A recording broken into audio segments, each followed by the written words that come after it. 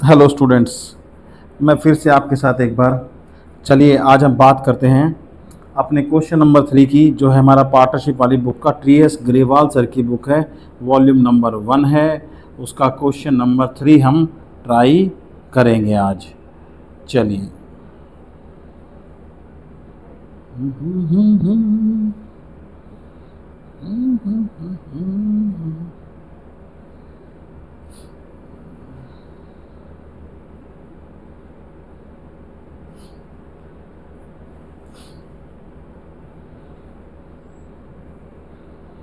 ये देखिए बच्चों, हमारा question number 3।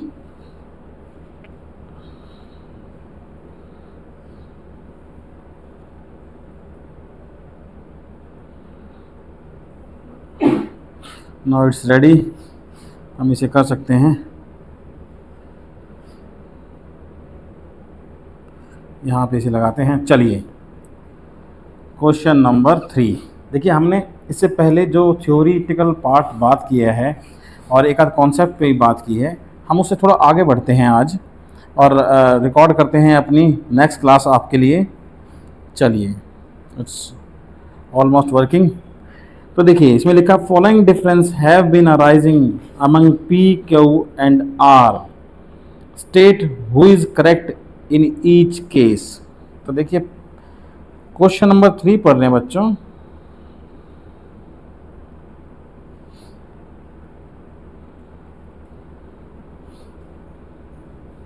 Question number 3 A लिखा है P used 50,000 belonging to firm. Firm के 50,000 रुपये यूज़ किए and earned a profit of 5,000। Q and R want the amount to be given to firm. कहते हैं पी ने 50,000 रुपये यूज़ किए और 5,000 रुपये का प्रॉफिट कमाया, और क्यू और आर कह रहे हैं कि वो प्रॉफिट उसे फर्म को देना चाहिए और वो पैसा भी देना चाहिए। तो बिल्कुल P will pay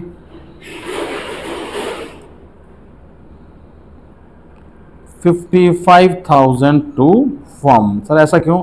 अगर फर्म के पैसे लगा के कोई पार्टनर प्रॉफिट कमाएगा तो वो पैसा प्लस प्रॉफिट फर्म का माना जाएगा, उसको उसे वापस करना पड़ेगा।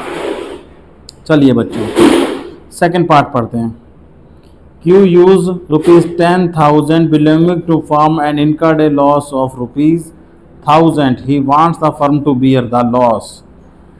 Q ने फर्म के 10,000 रुपये यूज़ किए और कोई बिजनेस किया, और क्या हुआ उससे बच्चों? उससे 1,000 रुपये का लॉस हो गया। अब Q चाहता है कि वो 1,000 रुपये फर्म बर्दाश्त कर ले।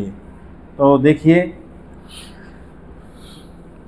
फर्म 1,000 रुपये लिए लॉस बियर नहीं करेगी, क्योंकि क्यू ने पैसे यूज़ करके लॉस उठाया है।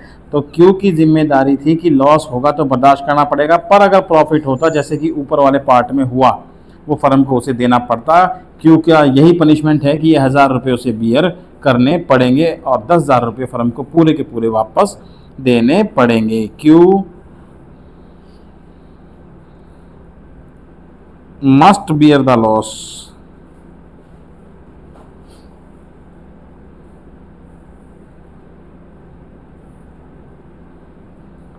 of ₹1,000 and return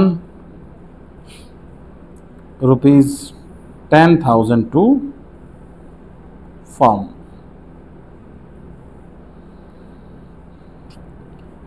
थर्ड में देखते हैं बच्चों, P and Q want to purchase goods from Star Limited.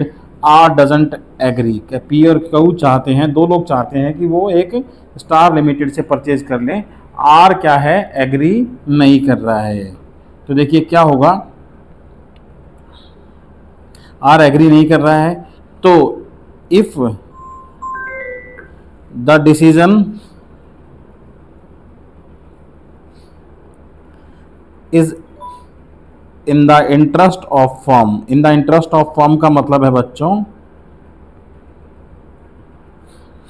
Interest of firm का मतलब है कि अगर फर्म के लिए डिसीजन अच्छा है, then goods will be purchased from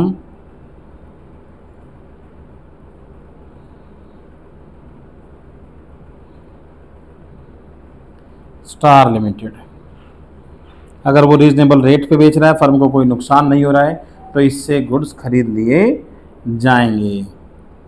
चलिए डी पार्ट में देखते हैं, Q and R want to admit W as a partner, P doesn't agree.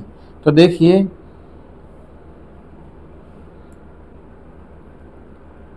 W will not be admitted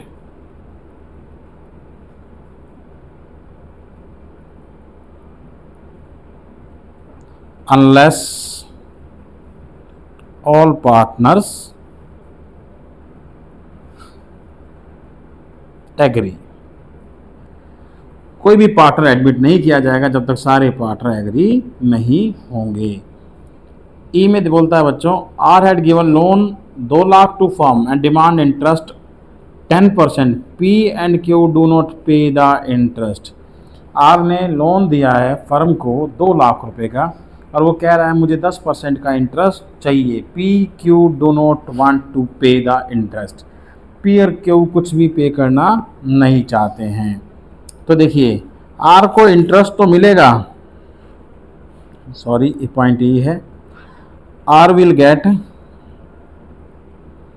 interest.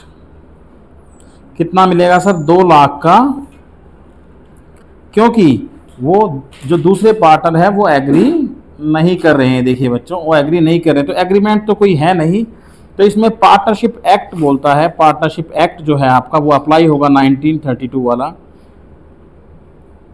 वो कहता है 6% के हिसाब से इंटरेस्ट दिया जाएगा, जो होगा 12,000।